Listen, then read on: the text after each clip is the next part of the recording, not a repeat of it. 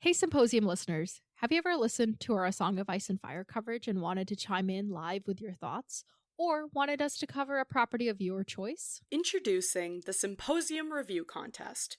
The contest is open now and closes on August 31st, 2026. Here's how you can enter.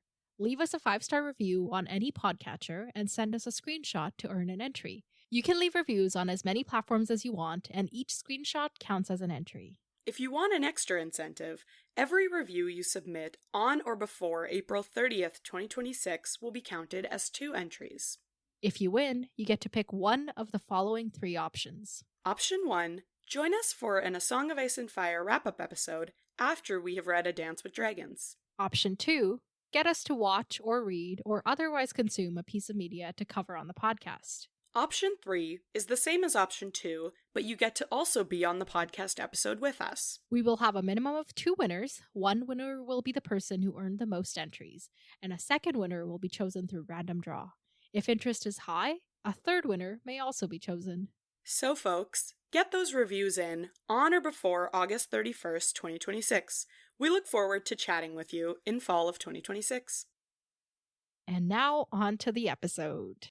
Welcome to A Song of Ice and Fire Symposium. My name is Nav, and my pronouns are they, them. And my name's Harmit, and my pronouns are Hershey, like the chocolate. And this is A Dance with Dragons, chapters 49 and 50, Jon and Daenerys. In these chapters, both Jon and Dany throw wedding feasts.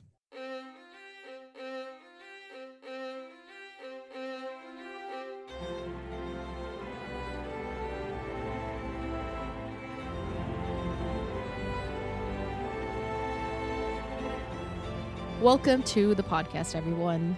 So, Harmith, who died in these chapters? Nobody? I think that might be true. Yeah, I mean, I'm sure there's people dying from the flux and stuff. And, as always, Dany's, hopes of saving the city and hopes for peace or victory or all of that, Yeah. Who cares anyway? None of it matters. We're all gonna die. Oh my god. It matters. It matters. I'm joking. So, nobody died. What a boring wedding for both of them, honestly. Dothraki wedding rating 0 out of 10. Oh my god. But what did you think? Did you say Dothraki wedding rating? Yeah. How Dothraki, they're a wedding is only good if there's a bunch of deaths. Oh, okay, got it. The Dothraki wedding reviewer.com. Okay, cool. The phrasing threw me off. Yes, yes. What? Oh, you said how were they? Yeah, they were good. I mean, definitely a bit of filler, I think, but good. Good time. Yeah. Yeah, Dany's chapter was less annoying than usual, which is fun.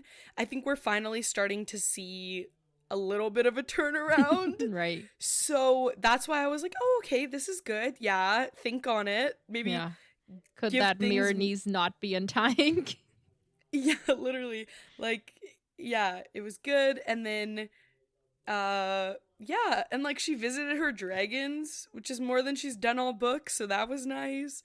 And then Jon's chapter was chill. It was good. Yeah, they were filler, but they were chill. Coolio.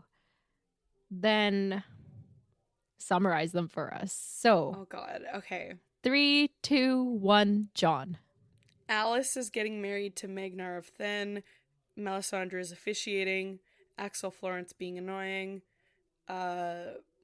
Wedding feast. Oh my god, what happens? Oh, they've sent out the message to Stannis. The guy has left. I know he says and does stuff, but I forget. Basically, he at talks the end, to during Karstark. Yes. Oh, that's the thing I'm missing. Yeah, he talks to Karstark, and he's like, "Hey, Switch. yield." She's taking care of. Dany, okay, it's the signing of the peace. Tomorrow the fighting pits are gonna open. It's all anyone can talk about.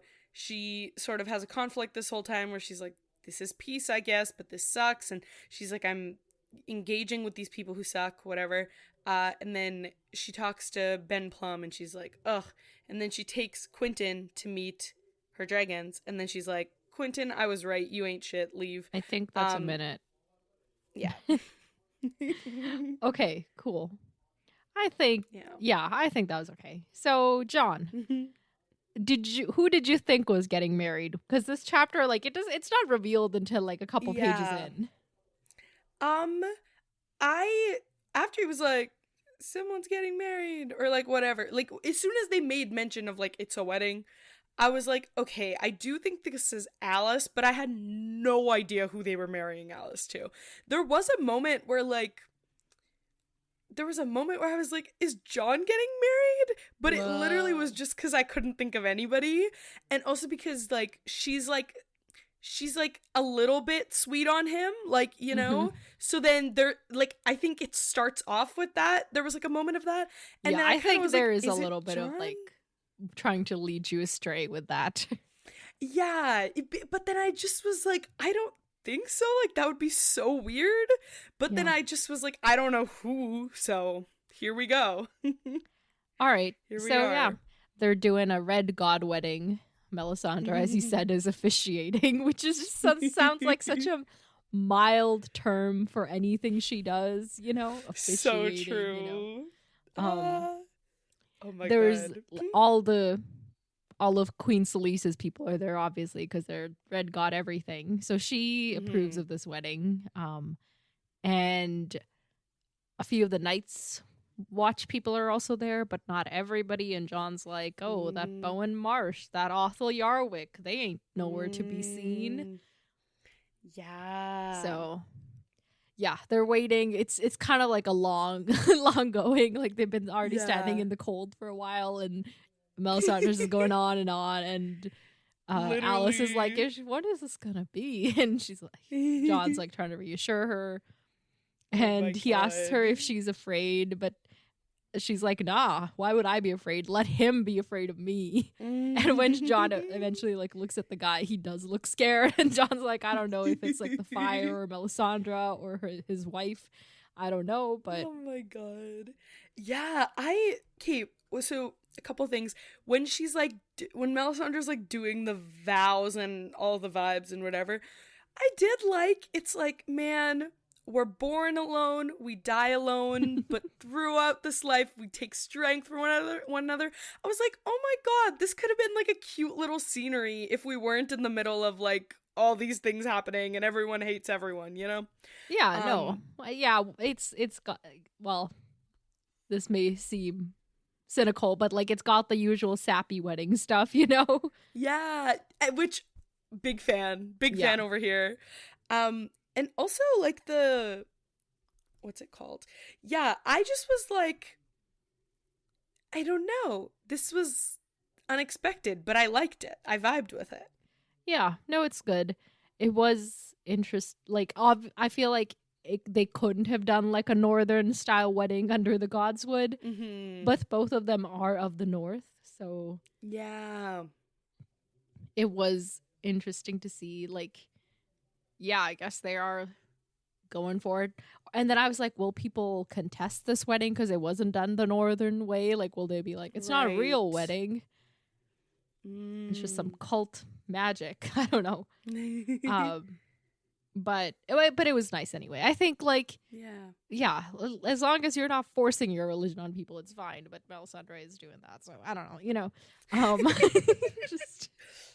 She says something like, you know, let us be like, people chant like one land, one god, one king, and I was like, in my head, one land, many gods, no king is like my motto, you know. That's what it really is right now. Yeah, like I think we should all be united, like, aka one land, but I don't think that it should, like, people shouldn't have freedom of religion or be ruled by a king, like all of those things, you know.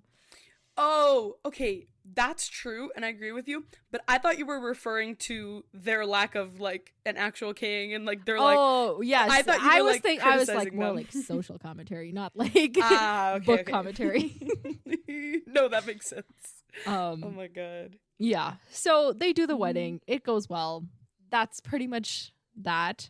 Then I do John. think it was interesting though that like John, and obviously like this is different because Alice is actually here, and like the Karstark guy was like actively following her or whatever. But it's interesting that like all of the schemes he was thinking about, like, oh, if it's Arya, I'll do this, I'll do this, I'll do this. None of those. He just was like, "Okay, what it like." They just hatched this plan instead, you know? Yeah, I don't know. I don't think he would have been willing to marry Arya to the Magnar of then. Yeah. But also Arya is much younger than Alice is. Like, Right. there's like all sorts Yeah. of things, and nobody was going to Bravos. Like, so he needed to get her, married so that her uncle couldn't control her and all of that stuff. So, Yeah. and Alice seems to be in agreement with this. So they clearly had a conversation, talked it out, and thought this was the best course of action at this point. Yeah, that makes sense. And she and her husband don't seem too badly mismatched. Like, they seem to get along, and, they're kind of cute together. So maybe, unconventional, but it'll end up being the marriage that they wanted all along, Yeah. Yeah, like when they're dancing together, that was cute. yeah, exactly.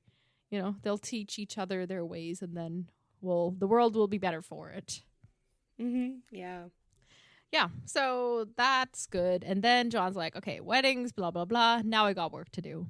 And he sends Selyse to go join the feast. He's like, I'll join you in a minute, but I got shit to do, which is to go to the ice cells to talk to Karstark. Which Karstark is this?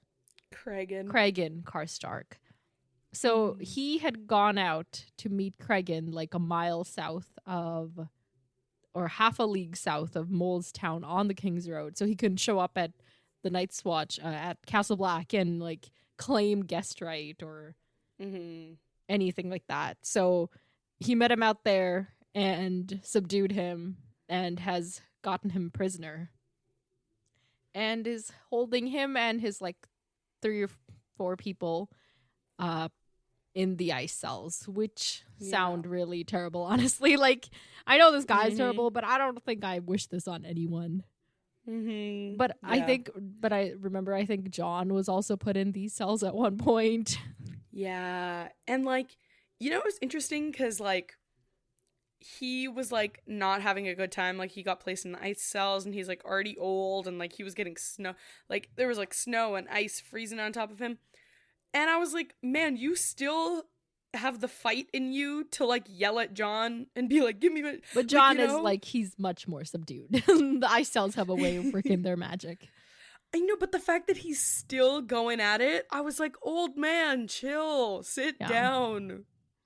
Sorry, I skipped a couple of my notes. One of them is about John's like stewards have created a new sigil for the Thenns, which is like because they needed something to put on the wedding cloak, for the bridal cloak. So they mixed like the Karstark sunburst with like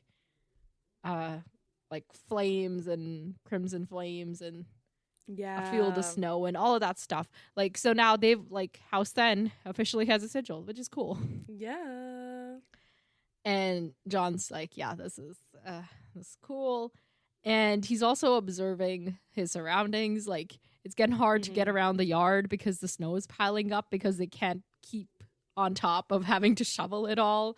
So people are instead relying on the underground walkways instead. Yeah. The other important thing I missed was, well, I don't know if it's important, but Patchface and his song, under the sea, the mermen feast on starfish soup, and all the serving men are crabs. I know. Oh. I don't know what that means, but he's predicted shit in the past, so I highlighted it. And even Melisandre is like, I don't like that guy. That creature is dangerous. Many a time I have glimpsed him in my flames, Sometimes there are skulls about him, and his lips are red with blood. That's such a What is striking happening? image. Yeah, no idea. Okay, so the Manderleys are like the can you remind me of their like arms? It's like a trident. It's a merman, maybe. It's something along those lines. Okay. Oh, okay. So is this about? Okay, wait. That's all I had, because I was like, soup. Starfish soup. but I was trying to connect it to the phrase, and I didn't know how to. Is this like somehow referring to the Frey pie that Manderley cooked up? But how is starfish soup Frey pie? Exactly. That's what I'm saying. I was trying so hard to connect it back to the phrase, and I couldn't. And then, okay, so they feast on starfish soup, but the serving men are crabs. So it's like they're in like legion with them, or like I don't know exactly what it's trying to tell me. And so but then I'm like, if it's the Frey soup thing, why is this a prediction about the past? Or is it like the serving men are crabs are the part that's like new? So I don't know. I don't know either. This might be nothing, but let it stew. Let the soup stew in our brains for a bit, you know? Yeah. And then the next time we come across a star, anything, we'll be like, that's it. That's the crabs. Yeah. Someone will talk too hard about a star in the sky and we'll be like, man, somehow this is the starfish. Right. Yeah, and skulls around him, lips are red with blood. Yeah, I don't know. Maybe this is related to all the skulls she sees around Jon. Maybe this is the hard home thing. Like, who knows? I don't know so yet. Is Patchface the danger to Jon? I don't think so. I think Patchface is just kind of there. Like, maybe Patchface was trying to be helpful, you know? Okay. All right. Yeah. And also, there was a thing right before that. So before we see as we see the Patchface stuff, it's because Jon is like, hey, like, what's his name? Oh, Satin can take Queen Selyse to the feast, whatever.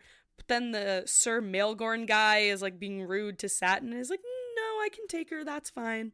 But in that moment, Queen Selyse is talking about how, like, oh, I begged Stannis for us to get married like a second time. Yes. If we had a proper marriage under the Lord of Light, we would have more kids. And I do kind of feel bad for her, because even at the beginning of the chapter, like when Jon is observing that like she's one of the not one of the few, but she's one of the people here who's like actually really devoted. Like she's not just in it for the power. And I'm like, man, this poor woman. Yeah, and he's thinking about how cold her marriage is and how Stannis can't doesn't want to get within a meter of her, like. Yeah. So yeah, her situation is sad, but she's still a terrible person. Like the one does not excuse the other, you know. Yeah. So he's like sending them off, and he's thinking about how they had sent a raven to Deepwood Maw to tell Stannis that Karstark betrayed them, but we don't know if Stannis got it.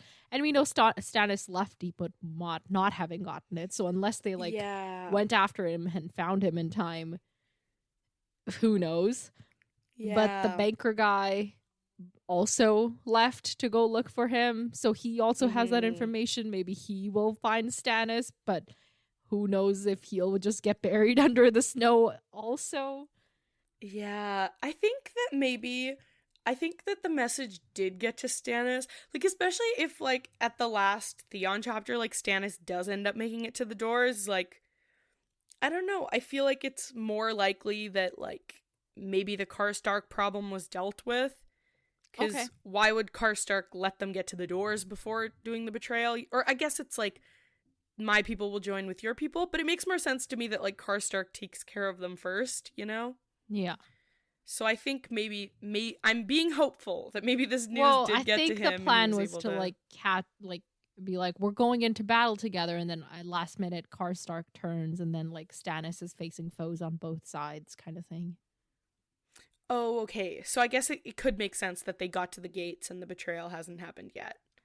Could be. Just saying. Okay. Although how Stannis got to those gates, we still have to find out. Yeah, like we have no idea what was going on but there. Melisandre seems completely confident that he is not dead at the very least, even though she can't find him in her fires. Because, you know, I've seen it in the flames. I've read the ancient prophecy. When the red star bleeds and the darkness gathers, Azor Ahai shall be reborn again, or shall be born again, amidst smoke and salt, to wake dragons out of stone. And Dragonstone is a place of smoke and salt. And John's like, yeah, but he wasn't actually born there, though. You know, though, somebody who was born there? At Dragonstone? Dany? Yeah. Yeah, just saying. If she gets her queen. shit together, there's, like, the prophecies are in her favor. Like, yeah. Here's my only thing about that, right? This, like, because then I'm like, every time she's trying to see Azor Ahai, why does she keep seeing Jon? And then I'm like, Jon wasn't born there either, you know? And like, so, and I'm like, does this mean Jon? You know how Melisandre keeps being like, I'm gonna raise a golden dragon, or a stone dragon. Is Jon gonna be the one who ends up raising a stone dragon? And then it's like I don't know. Yeah, and remember how we've talked about, like, it's not clear whether Azor Ahai and the prince that was promised are the same people. Yes. So, like, Dany could be one, Jon could be the other, and together they save the world or something, you know? Yeah, totally. But I'm just like, I'm trying to figure out this dragon thing, and I'm like, or maybe they will get together, do some incest, and their kid will be the prince that was promised and Azor Ahai. Because it'll be a combo of both of them, you know? Oh my god.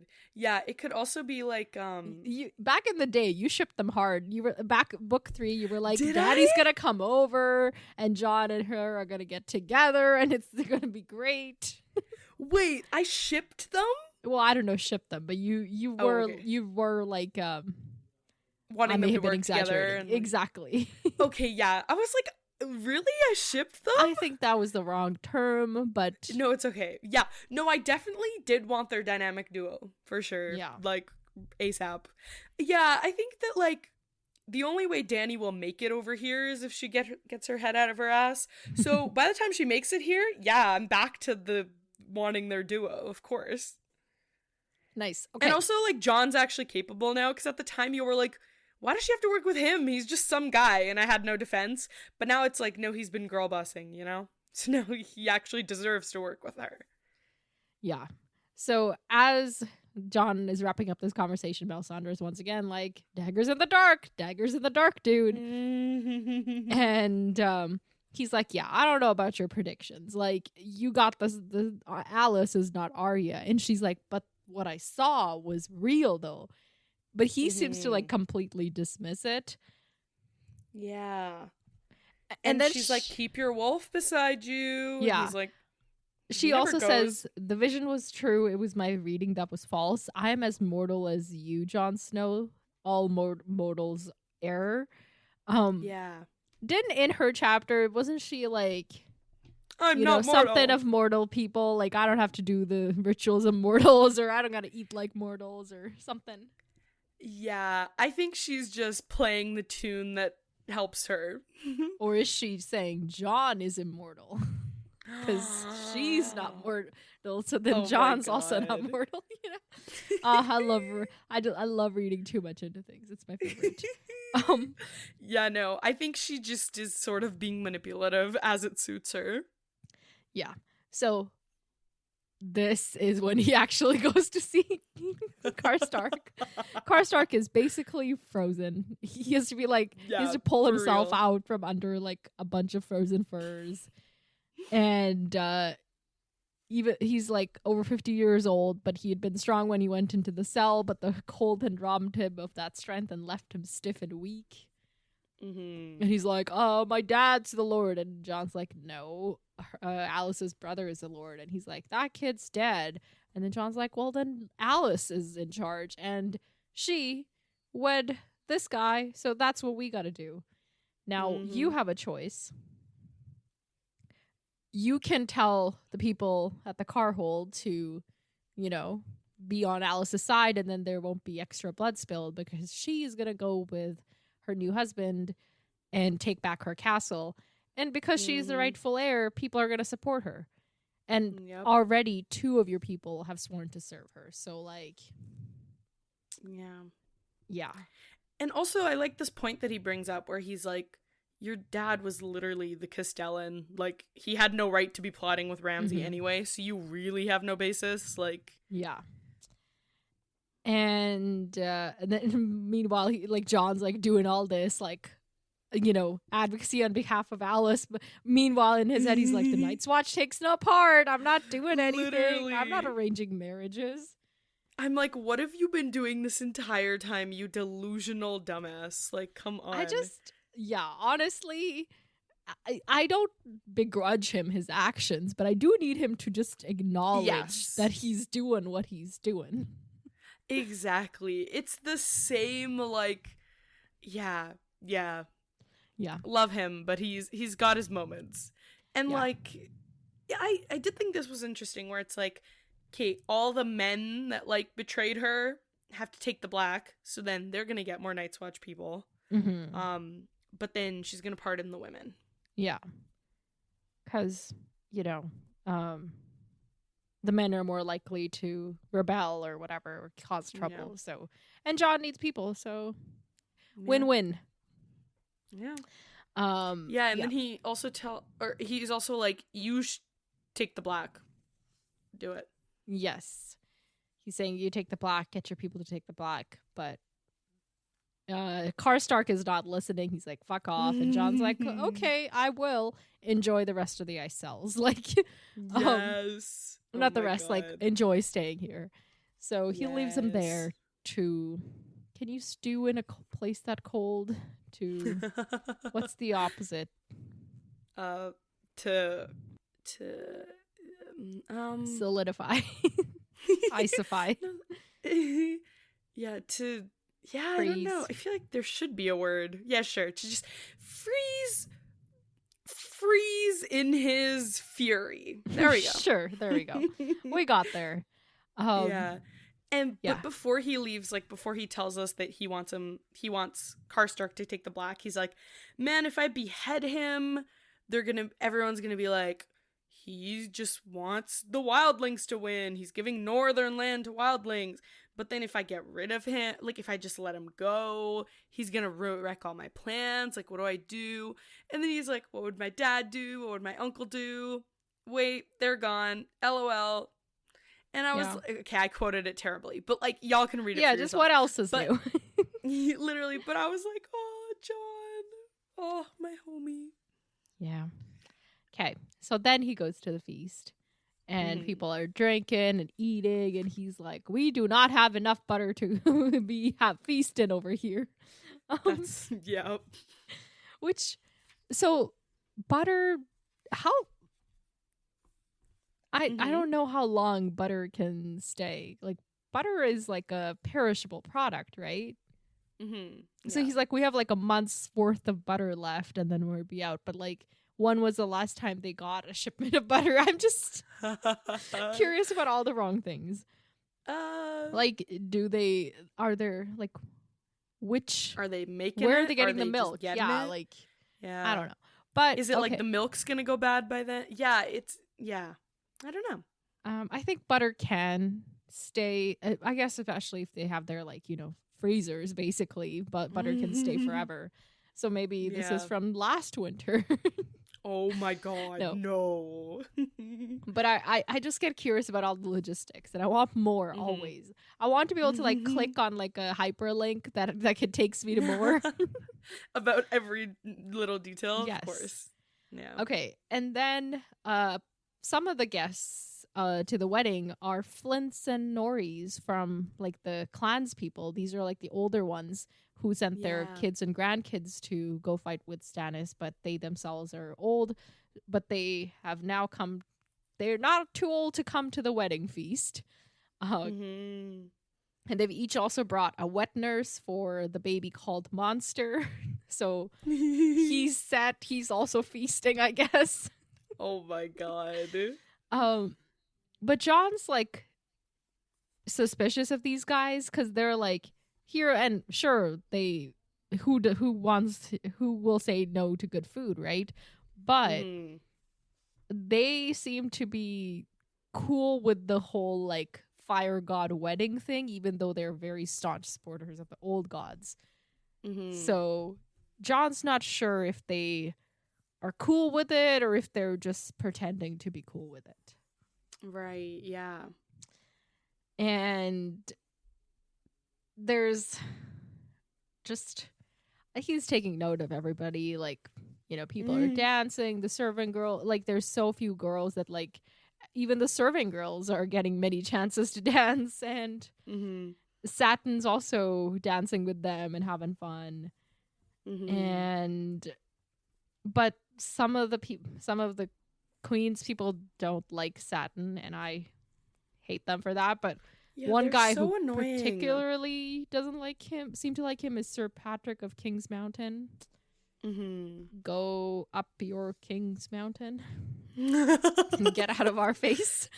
Oh my god, for real. There was a nice little like quote: after a few songs, some black brothers remembered skills learned at the courts and castles of their youth before their sins had sent them to the wall and took the floor as well. And I was like, oh, this is like a nice little moment of like just celebration, you know? Yeah. Old rogue Ulmer is recalling his days with the Kingswood Brotherhood, and they're like telling tales, just they're having fun. There's like there's musicians, but like it's mixed, like free folk musicians and like Queen's musicians, and like they're all getting along. It's fun. Well, not all getting along, but like for the most part getting along, you know? Yeah. And Alice is like, so you gonna dance with me? You know, we danced once. And John's like, did we? And she's like, yeah, we did, dude. When we were kids. And he's like, you should dance with your husband. And she says he's not one for dancing, but eventually she does convince him to dance. And they're just talking about the Thens in general and their culture. And she's like, you know, learning that they have like similarities, like they have lords, they have laws, they make their own armor, and are a proud and brave folk. Yeah. So she seems like, I think it's just like her being like, yeah, we're different, but also we're not so different. I think we'll get along. Yeah. Is the moral of the story there. And they also start talking about the Flints and how according to John, Ned's grandmother on his mother's side was a Flint.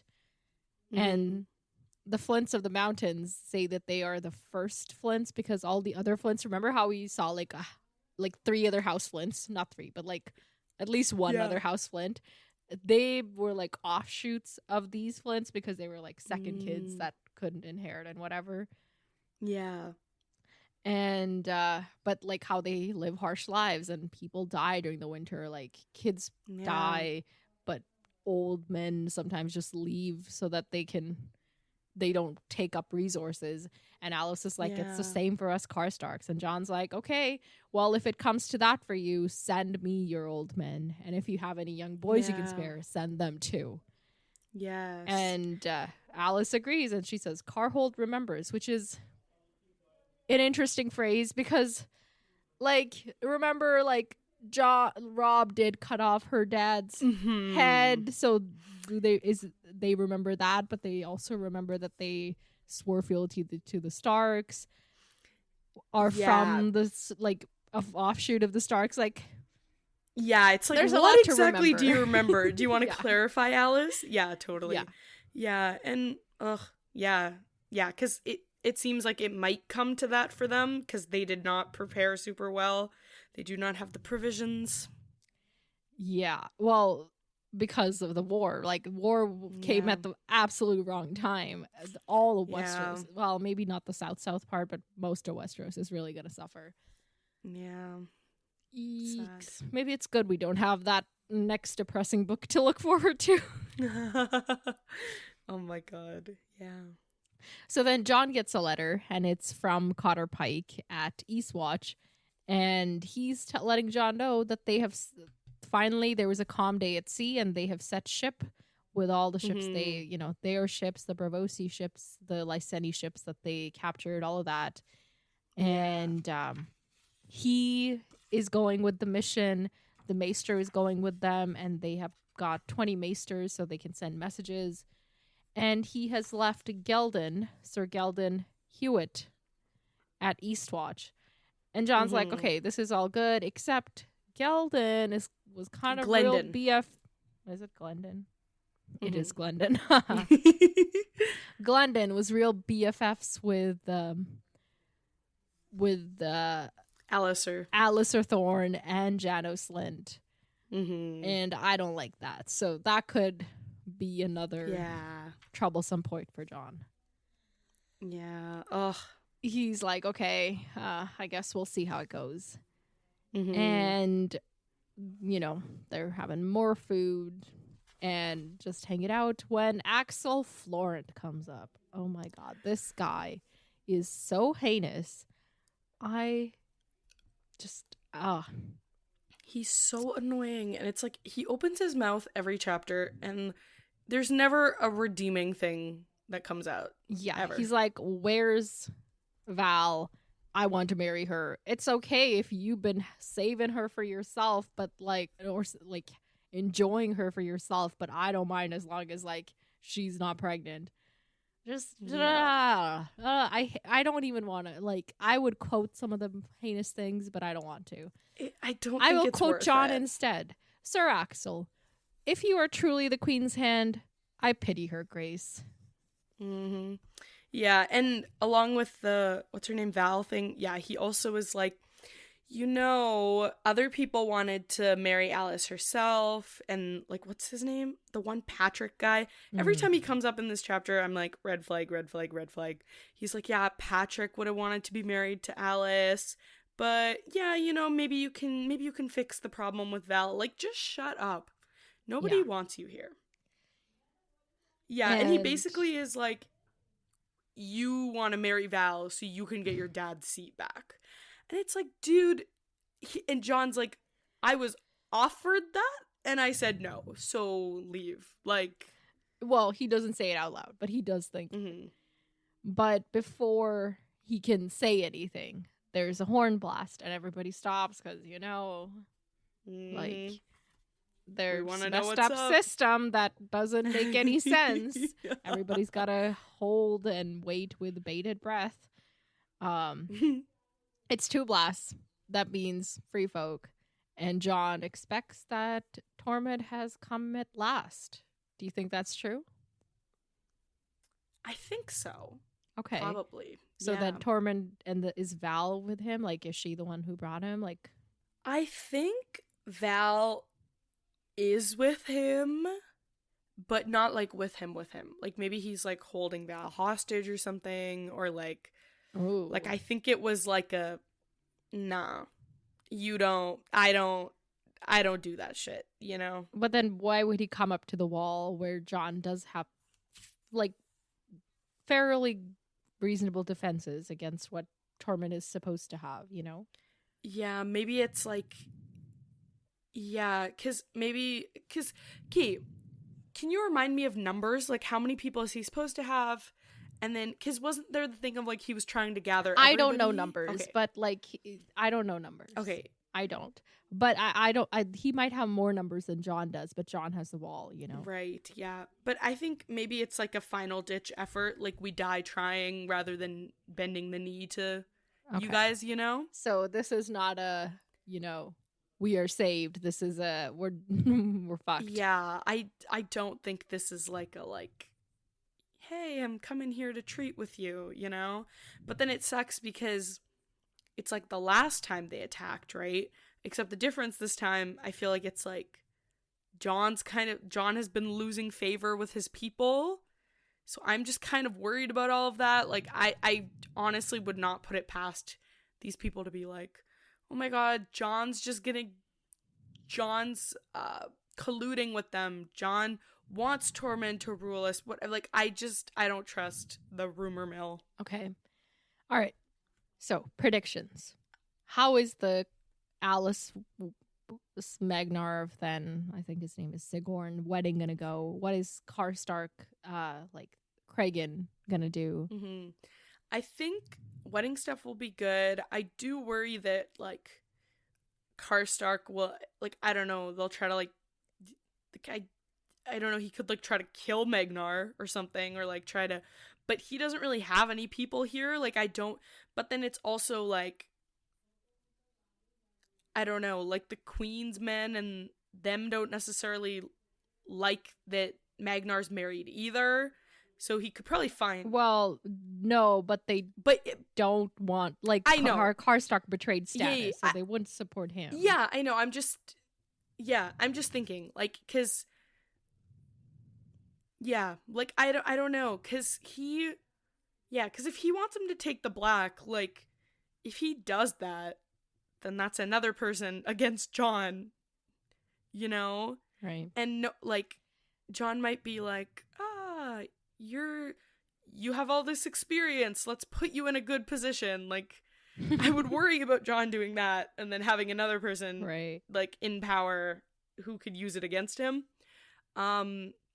Yeah, I don't know. Like, I think maybe he'll go along with it for now, because I just can't really, like, I think you're right. I just don't really see any of these people, like, supporting him, even, like... Yeah, or he could just hang out in the cells forever and ever. I don't think he'll do that, become though. Mummified eventually. Yeah.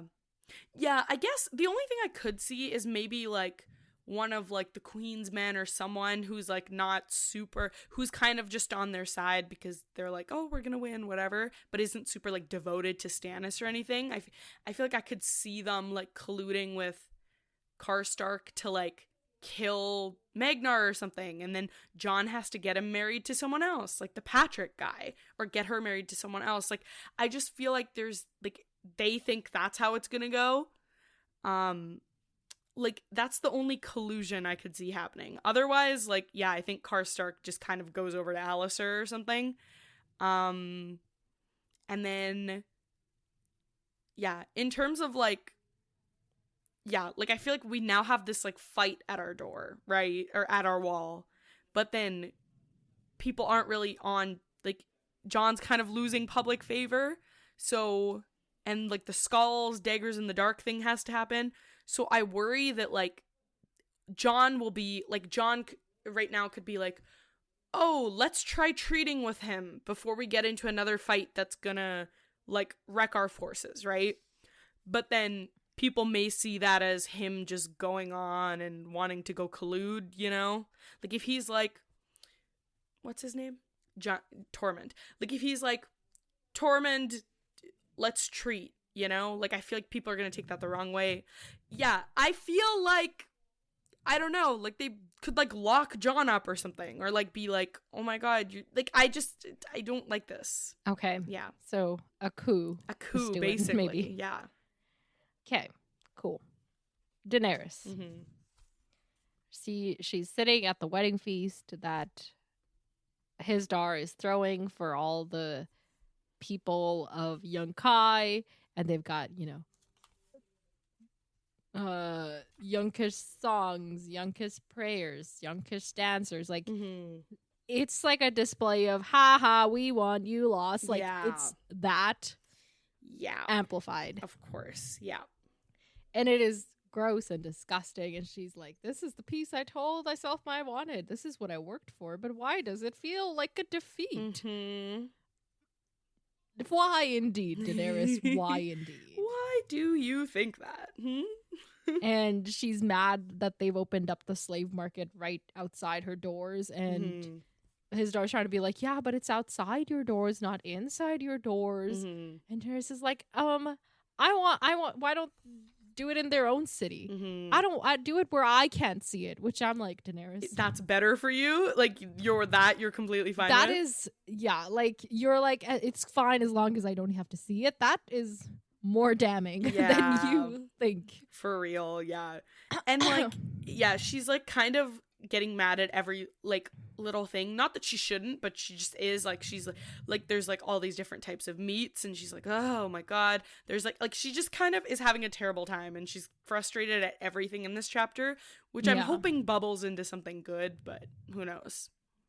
And she's heard reports of Khalasar approaching, and she's like, well, they're definitely coming here to gift slaves. So like this is all just getting worse and worse day by day. Yeah. And she's like, no, I can't look back to what I did wrong. I have to look forward. I'm like, no, that's not how that works. Literally. You have to learn from your mistakes. Exactly. She says it so many times in her head. If I look back, I am lost. Like, you're already lost. You're literally lost. You can't get more lost than this. I'm sorry. Like, you just cannot. Yeah. But this is maybe like she's finally hit rock bottom, so maybe the only way she could go is up now. Yeah. And there's okay, so the Yunkai have them surrounded. They're like laughing in their face with all the stuff at the feast. They're laughing in her face with like the slave trade they're doing right outside. And then also like at one point Hizdar's like, oh, our port's open and ships are being permitted to come and go. And Dany's like, permitted my ass. Like they can literally, like we're still stop that anytime. Yeah, literally. Like this isn't a peace treaty. Like we're literally done for. We've just let them walk in. Like that's the only thing we've allowed, you know? Like yeah. Speaking of walking in, so all these like important Yunkish people are here, and they wanted guarantees of their safety, so they took hostages. So there's like 7 people here, 7 hostages. Yeah. The 7 hostages are Hizdar's sister, 2 of his cousins, Dany's blood rider Jogo, her admiral Grolio, the unsullied captain Hero, and Dario Naharis. Which might actually be the first good decision she's made. Because she did need to send him away. Like, it was getting... For real. Yeah. And also, the shave pate is nowhere to be seen because Hizdar, the first thing he did was replace him with one of his own cousins. Yeah. Because they don't get along. Yeah. So now some other guy is in charge of the Brazen Beast. Also, sorry, another one of Dany's little moments. She's thinking about, like, no queen has... Like, this is when she's like, oh yeah, all the talk at the table during these meals is about the fighting pits. And everyone's, like, abuzz with excitement. And, like, she's talking about who all is going to fight. And she's trying to console herself during the guilt she feels here with, like, no queen has clean hands, Dany told herself. And then she's thinking back to, like, the... Dorea, and like Hazia, like all the people that have died as a consequence of her actions. Yeah, so she's like, oh well, see, all of those people died even when I was trying, you know, and like better a few people should die in the pits than thousands at the gates. It's the price of peace. I pay it willingly. I'm like, girl, that doesn't make sense. You're like, you're like, oh, these are all the people that died when I was doing all my things, but then what about all the people who are dying and like being enslaved now? Like you can't just pick and choose, like, oh, but those were the people I was responsible for. It's like, no, you're still responsible for the ones that you're just leaving now, you know? Like like you just can't. This is such flawed logic. Yes, and let's move on. Yeah. So she's also, so Quentin has also spilled the beans on the Tattered Prince's whole plan and let them know that they were sent to deflect. Yeah. And so she's imprisoned these false deserters as well. All the entertainers at the feast are enslaved people, which is, you know, another slap in her face. Yeah. Just... You know, that's part of the piece. Yeah. People who own slave owners must be allowed their right to bring their slaves into Marine without fear of having them freed. Like, which is just so, like, fear of having them free. Like, girl, it's just so, like, you are not the victim. You are not the victim. Yeah. Yeah. So they then, like, start they like move out over on the terrace to hang out and look over the city. And when they're doing this, Brown Ben Plum comes up to her and is like, I thought I wanted to bring you a wedding present, but it was a little too expensive for my taste. And she says, I don't want no gifts from you. He says, you might want this. It was the head of an old foe, which Tyrion. So he was gonna kill Tyrion, like he wasn't gonna bring him. So maybe it's good that worked out, you know, like the way it did. At least Tyrion's alive for now. Yeah. But when he says the head of an old foe, she says, oh, your own head? You were the one who betrayed me. And he's like, that's not what happened, really. Yeah. We went over to the winning side is all that happened. Yeah. Same as we did when we came to you. And it wasn't my decision. I put it to a vote, and my people voted this way. When they heard that you wouldn't use your dragons, they were like, let's go over. Yeah. And he tells this like kind of story that he learned, like the big lesson in life that, you know, not everything is about gold. When he was young, he was salvaging stuff from corpses, and he came across this dead guy who had a whole vest that he had lined with gold, like gold enough to make him a lord. Yeah. But there he was lying dead in the field. So what good did the gold do him? Yeah. So honestly, I don't blame him. Yeah. I don't blame him. Of course. And because I want her to use her dragons too. I'm honestly all for his his explanation. And and even like the like and he calls it back to his there's no old bold sellswords thing as well. Yes. And he's like, it wasn't all about the money, it was about our lives too. And like honestly, I feel like, you know, later she's talking to Barristan and she's like, who do we think would overthrow him? Who do we whatever? And I'm like, girl, honestly, I feel like he would come back to your side if you would just show that you're gonna do anything. Like, I genuinely do think that, like, I agree. Yeah, with you, like you don't even have to like uninstall him. Like, you just literally have to show him that you can win. Like, I feel like even like the I was gonna bring you a gift. Like, I feel like at his heart, he does want to be on her side. He just knows she's not gonna win. You know, if she doesn't. He doesn't want to be on her side if that means he's gonna die. Exactly. Yeah. But like, if he could choose who wins, I think he would want her to win. Like, even all of this, like, he doesn't have to defend himself in this way, but he is, you know? Yeah.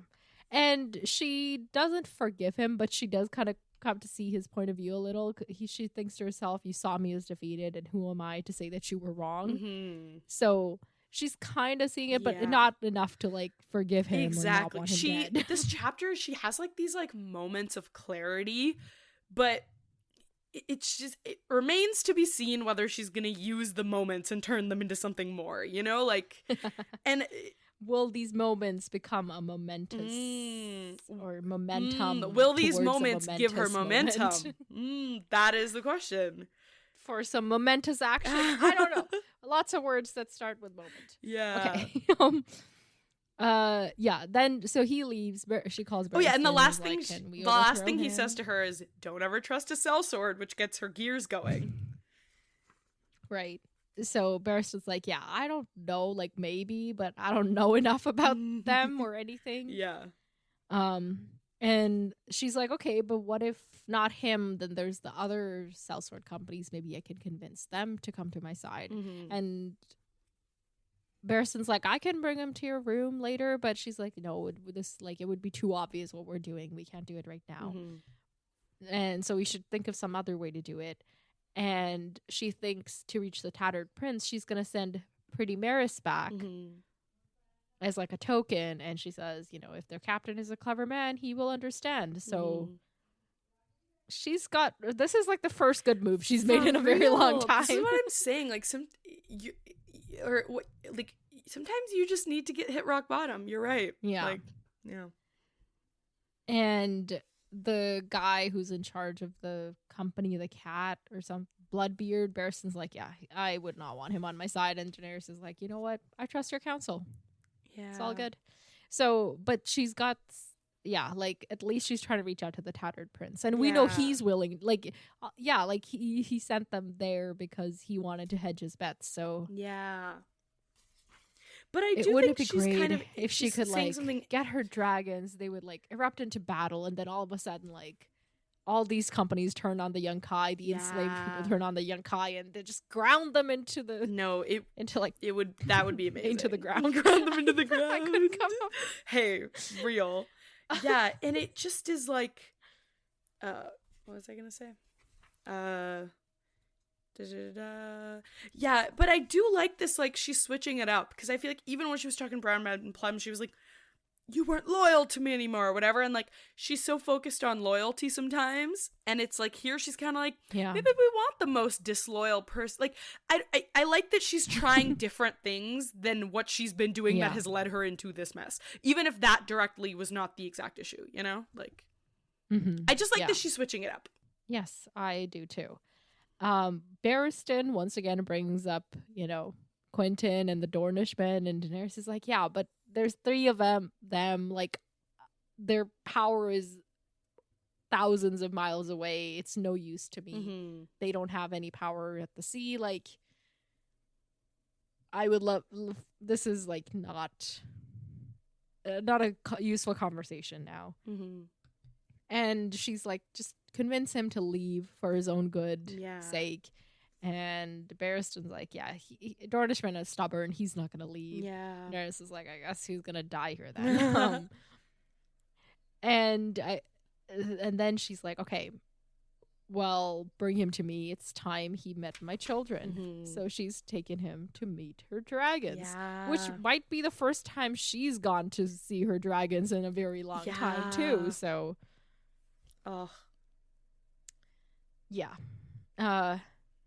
so they go down. It's a long way. They got many guards. Finally, they get there, and I have a question. What do you think she should do about the Dorne thing? Do you think she should, because, like, not the Dorne thing, like the Quentyn thing. What do you think she should do about this? Like, do you think she should marry him and get a 3rd dragon head? Like, what do you think? I don't think she can do that right now. Okay, so, but, like, keep him here, send him away. I think she should get going herself and go take him with her. Like, that's what I think. Okay, cool.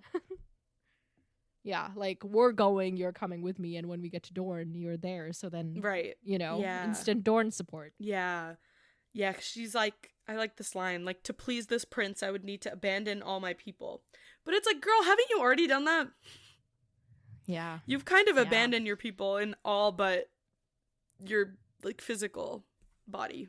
So, I don't know. Yeah, you haven't left the city, but you've left it like your brain's no longer supporting it or anything. Your spirit has left your people. Like, you're literally letting all the hope that you had brought to them just die.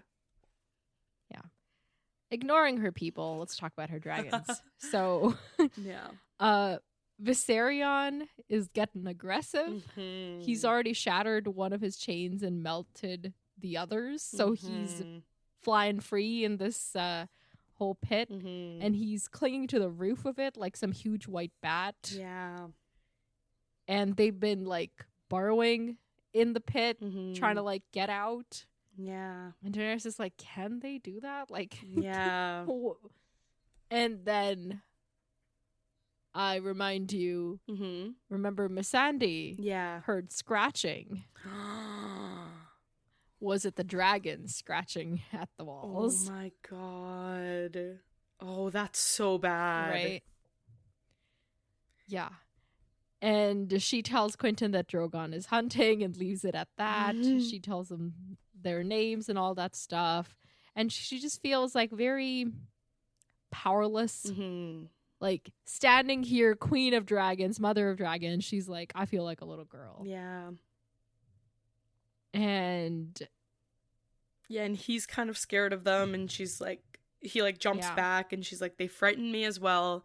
They've grown wild and angry in the dark. I'm like, yeah, they have, haven't they? Maybe we should take them out of the dark. Maybe we should try and help this. Like, this thing, she has these moments of clarity, and then just gone. Like, just gone with the wind. Yeah. Like, and she says, all I know of dragons is what my brother told me and some of what I read in books. But I know that, like, he's asking her whether she plans to ride them. And she says she'll ride one of them because as dragon lore goes, dragons can have many riders, but riders can only ride one dragon. Wow.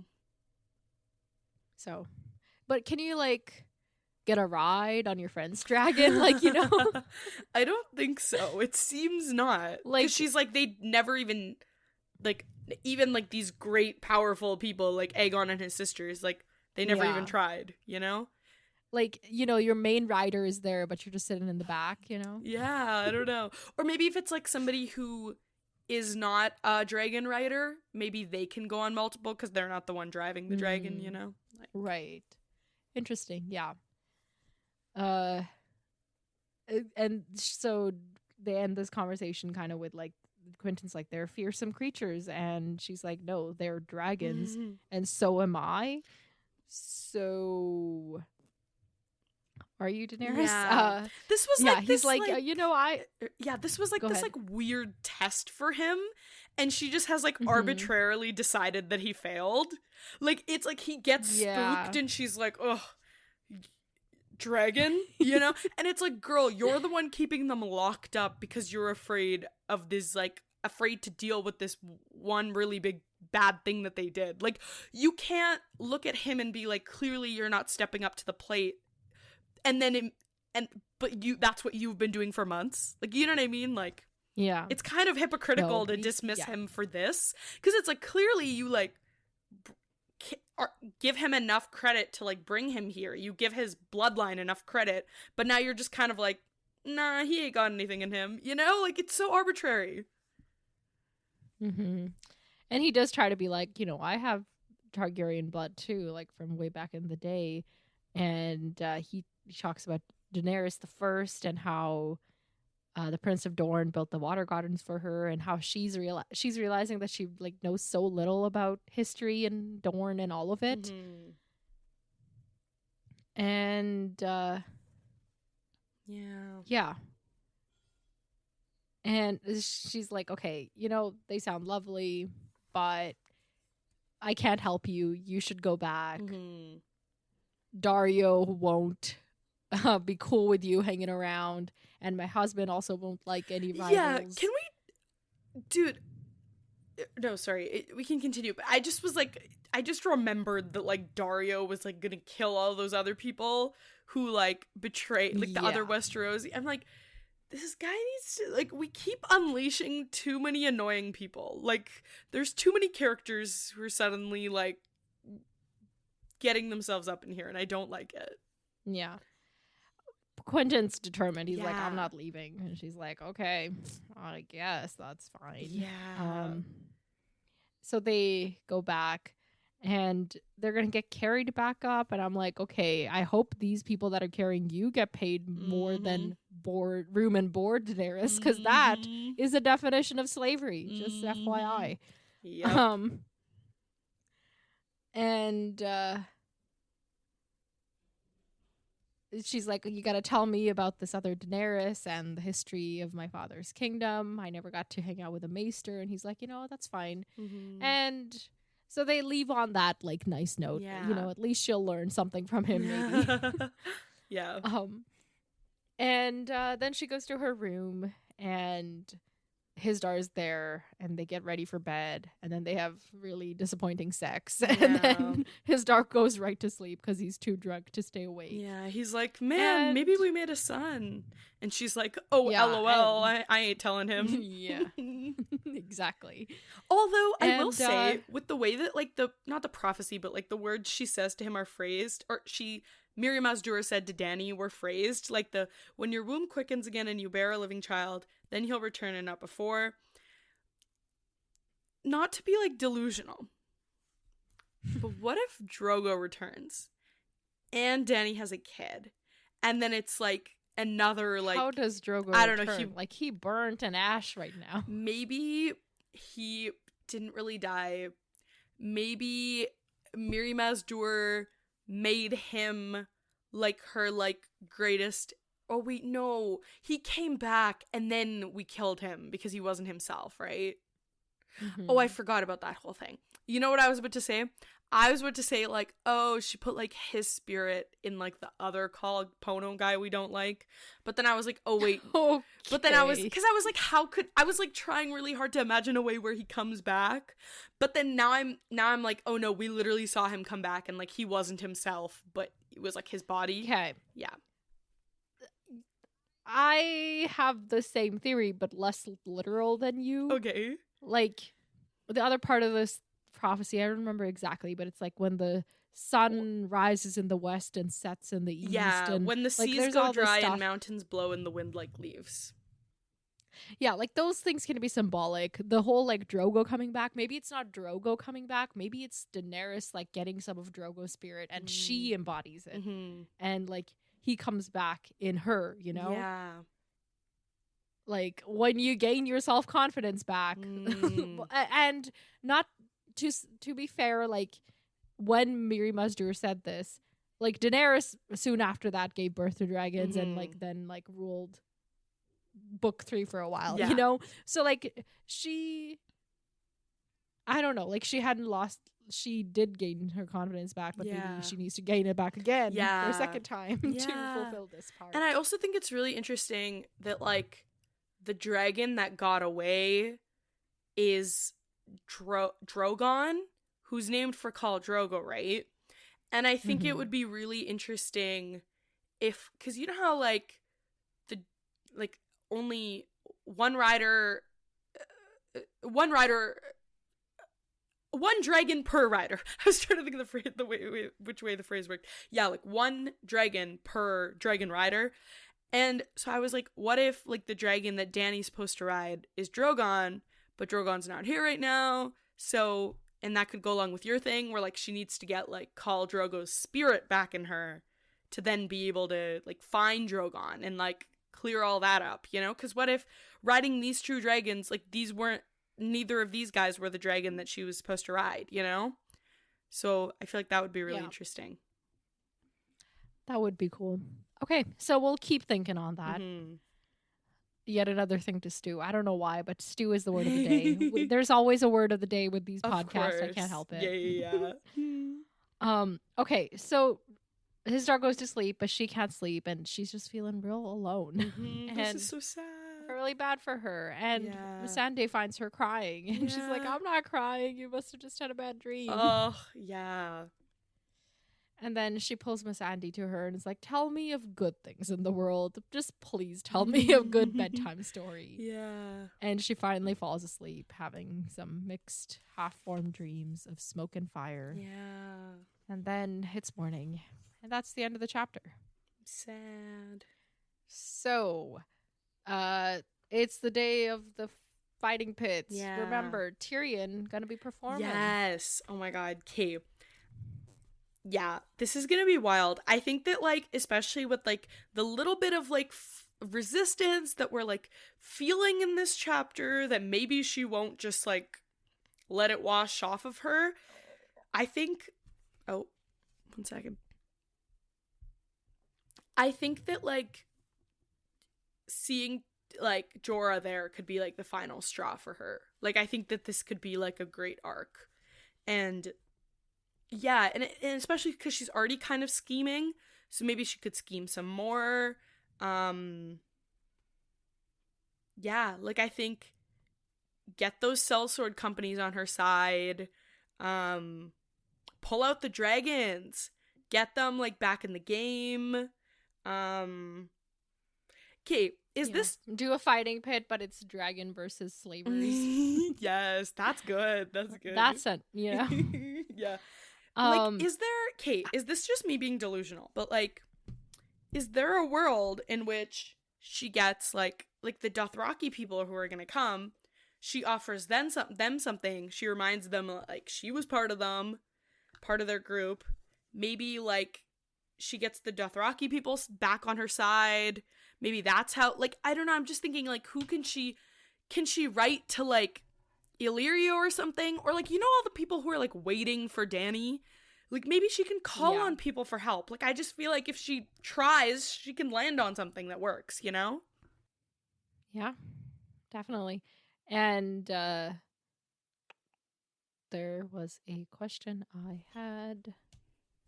Okay, so the fighting pits. Mm-hmm.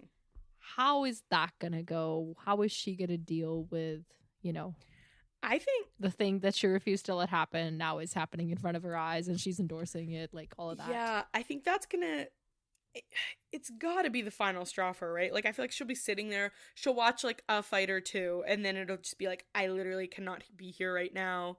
Like, maybe it's like maybe she meets with them, maybe like she has to like find leverage first, and then it's like she has to find a way to not, like, right now they're surrounded on all sides. They've even let these Yunkai people into their city, into like the pyramids, whatever. So I just feel like we need like I don't know, we need some leverage to be able to use and to be like, hey, we have your sellsword companies on our side now, or we have something like, we've got the Dothraki people who were coming in from the north to trade with you, but like they're in our palms now. Mm-hmm. Like, we need something so then we can shut this down, because I feel like, Okay. especially right now, Dany's being very she's like, oh yeah, just don't do it in front of my face, just don't do it, blah, blah, blah. So like the things she's focusing on are the things that are happening in front of her that she doesn't want to see. So I feel like if anything's going to compel her to act, it will be sitting there seeing the fighting happening, and then on top of that, like seeing Jorah, seeing, like figuring out this is Tyrion, like all of those things. I think like seeing Tyrion might like reignite her hate for the Lannisters and the people who took her whole family from her, like, and then seeing Jorah again, it might say something, even maybe Jorah says something helpful, who knows, like why wilder things have happened, like, and honestly I think that like for all of his flaws, I think Jorah does have a way of getting to Dany, like the same way that like Barristan is able to get through to Dany when she's willing to listen, so Yeah. And especially like because the whole thing was with Jorah was like, you're acting out of turn, blah blah blah, you're doing all these things, but then with like Dario, she's letting him do all the exact same things that Jorah did. So it's kind of like she's already crossed like the boundaries that she wouldn't let Jorah cross, like the reasons he was sent away. So I think if so I don't know, that might also strike her, Anyway, yeah. So I'm hoping she girl bosses. I do have a lot of hope for her now, and maybe it's misplaced, but all I can do is hope. So here I am, Yes, it's the hope that kills you. Yeah. Next chapters? Yeah, let's do it. So we're reading 2 chapters next time. Give me your hopes and predictions. Chapters 51 and 52. I think, okay, Asha and Theon. Mm-hmm. I want to know what's going on at my Winterfell. Interesting. Okay. Well, we are reading chapters 51 and 52. Chapter 51 is Theon. Oh my god, Theon. Okay, Theon is Wait, reflect on that for a second. His name is Theon again. Oh my god. Okay, yeah, shit is going down. I'm telling you right now. He's scheming. He's actively part of the schemes now. He's taking in all the brand signals. He's with Mance. He's girl bossing. They're gonna get out. He's gonna like kill Ramsay on his way out or something. Like something major. Something like something beyond my wildest dreams, like. Okay, all right. I would say go a little bit lower. Hope will kill you. Like, I'm joking. I don't think aim a little lower. Yeah, I don't think that like one of the biggest villains is gonna die like less than 3/4 before the end of this book. I do think though that it will be like some sort of like maybe he kills one of Ramsay's minions, and then it's still like these people who have been torturing you for so long, and then maybe one day we can get back down to Ramsay. But yeah, I do think that there's gonna be some sort of like, guess who's back again, like. Right. Okay, cool. Well, chapter 52 is oh my Daenerys. God, sorry, my brain is imagining like, can you imagine if like his like last line or something is like, yeah, I'm Theon and I am a turncloak and then he turns his cloak on like one of Ramsay's people. Okay. Like, not exactly like that, but like that vibe. Right. Anyway, sorry, you said Dany. Did you hear the name of the other Yeah, chapter? Dany. I was just lost in my fantasy. Dany is what's it called? Oh my god, we're getting Dany immediately. All of the above? Yeah, Dany is all of the above. Yeah, man. Like, we see the fighting pit action. Yeah. Yeah. I also kind of have hope for, like, Quentin. I'm like, maybe he's gonna do something. Maybe he'll pull something together. Especially after, like, he's like, okay, I've won favor and then I've lost favor with Dany. And he's, like, being stubborn, right? He's like, I'm not leaving. So I'm just hoping that maybe he does more than just stay here, you know? Like, yeah. Like what? Like, I don't know. Come up with a scheme. Maybe he's like, agree to marry me later and I'll help you end these problems. Or like something. Like maybe he can try to, I don't know. But like, I don't know what he can do. I don't know what his skill set is. You know what I mean? Like, what, can he get the cell swords on our side? Like, what's he good for? Who knows? Right. Yeah. Okay. Well, we'll stew on that as well. Mm-hmm. And while we do that, folks, send us emails. Our email is popculturesymposium@gmail.com. Our Instagram is @popculturesymposium. And of course, join the Discord, do all the conversations. I ask advice and questions on how to talk about and deal with these chapters all the time. So if you want some input, you can give it there. And also, join the review contest. You can just email us your reviews. You can DM them on Discord, whatever is convenient. Email is better for us, but that doesn't mean that you have to do it that way. Just get it to us anyway. And until next time, farewell, my friends. Talk to you later.